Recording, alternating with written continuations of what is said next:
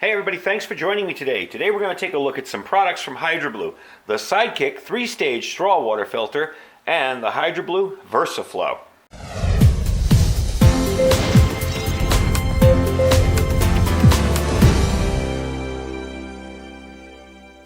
If you folks haven't heard about HydroBlue, they're a small company out of Utah doing these filters.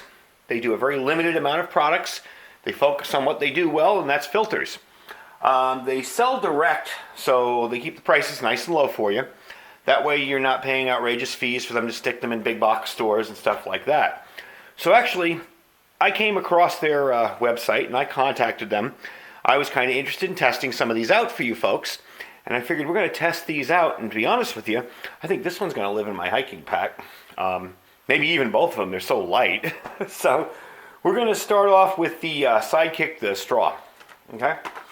I haven't even taken this out of the package yet. All right? The straw basically is perfect for hiking, backpacking, whatever.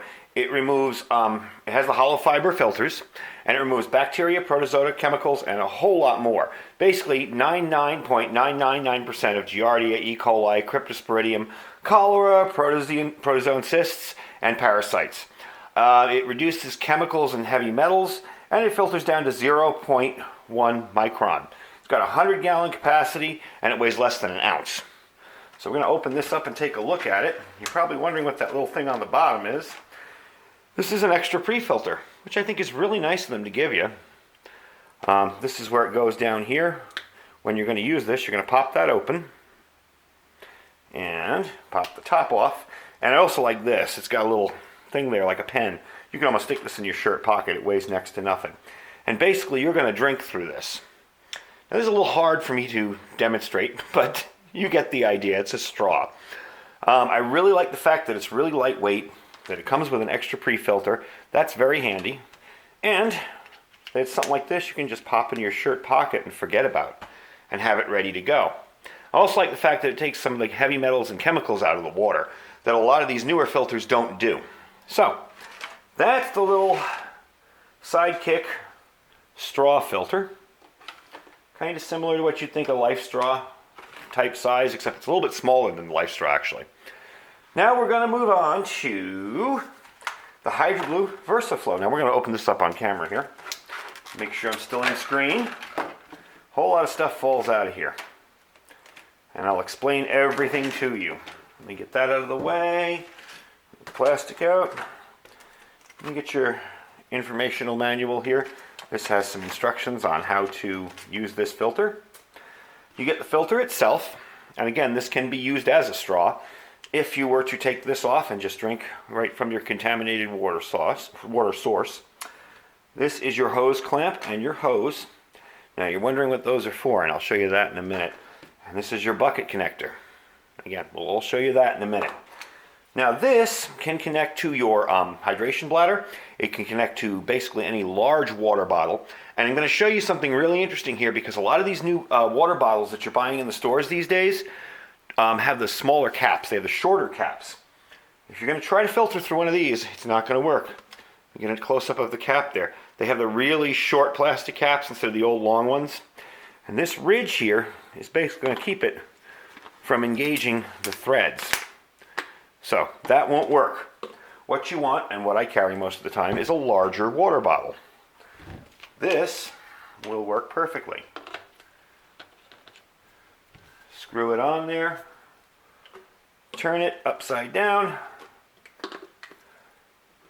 and filter away.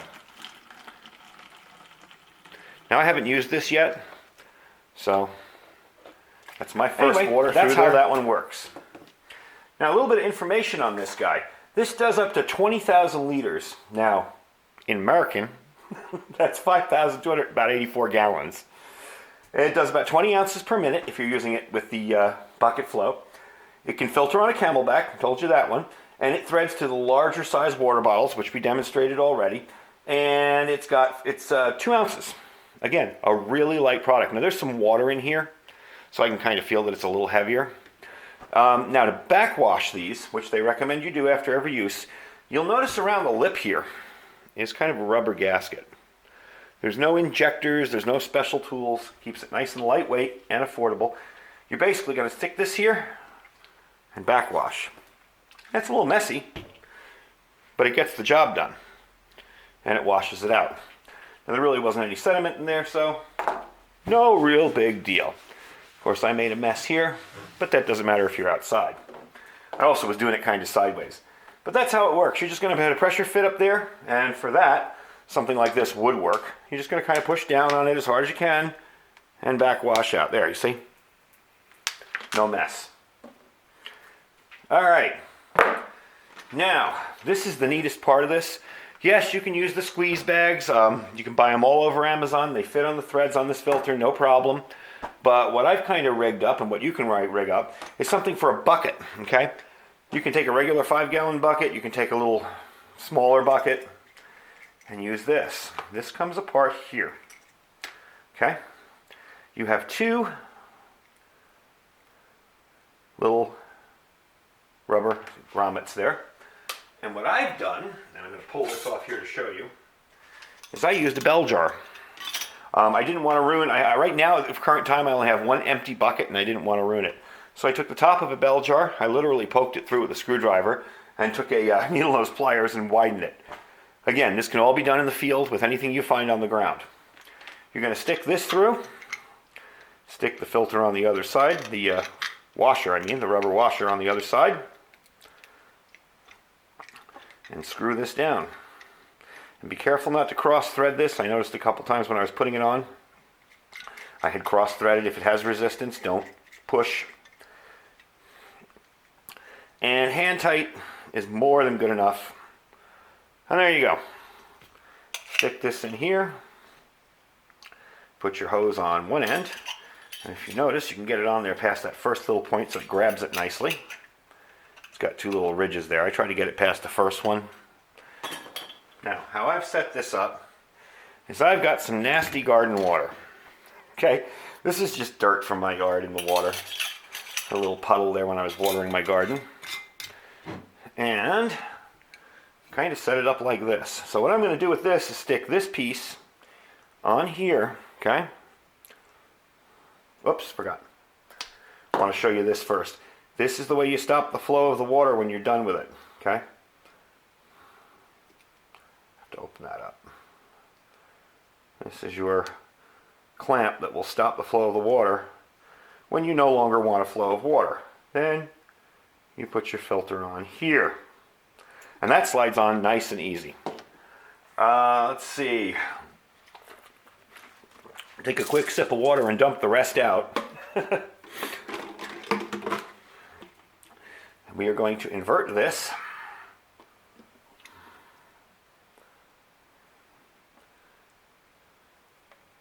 And there we go.